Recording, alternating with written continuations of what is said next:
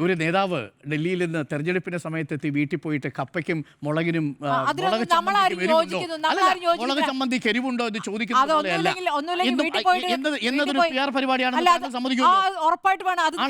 അതൊക്കെ കാലഹരണപ്പെട്ട PR പരിപാടിയാണ്. സ്വിഗ്ഗിയുടെ പെട്ടി വെക്കാൻ പറ്റാതെ ആ സ്വിഗ്ഗി വണ്ടിക്ക് പുറകിലിരിക്കുന്ന യാത്ര ഒരു PR പരിപാടിയാണെന്ന് അറിയാലോ. സ്വിഗ്ഗി സൊമാറ്റോയുടെ പെട്ടി പുറകിൽ വെക്കാൻ പറ്റാതെയാണ് യാത്ര ചെയ്തത്.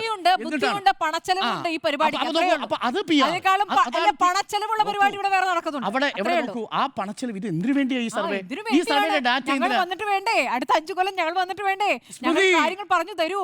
ഞങ്ങൾ ഇറങ്ങാൻ പോകുമ്പോഴേക്കും പറഞ്ഞു തരൂ. സ്വർഗമാക്കാനുള്ള കാര്യങ്ങൾ പറഞ്ഞു തരൂ. ഇതാണ് പറഞ്ഞുകൊണ്ടിരിക്കുന്നത്. ഇത് ഒറ്റ നോട്ടത്തിൽ പദ്ധതികൾ എങ്ങനെ മെച്ചപ്പെടുത്താം? നിങ്ങൾ ഭരിക്കുന്ന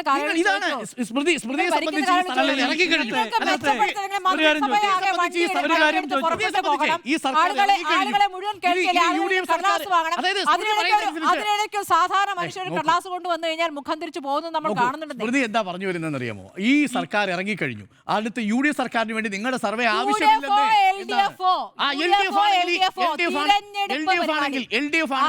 വികസനം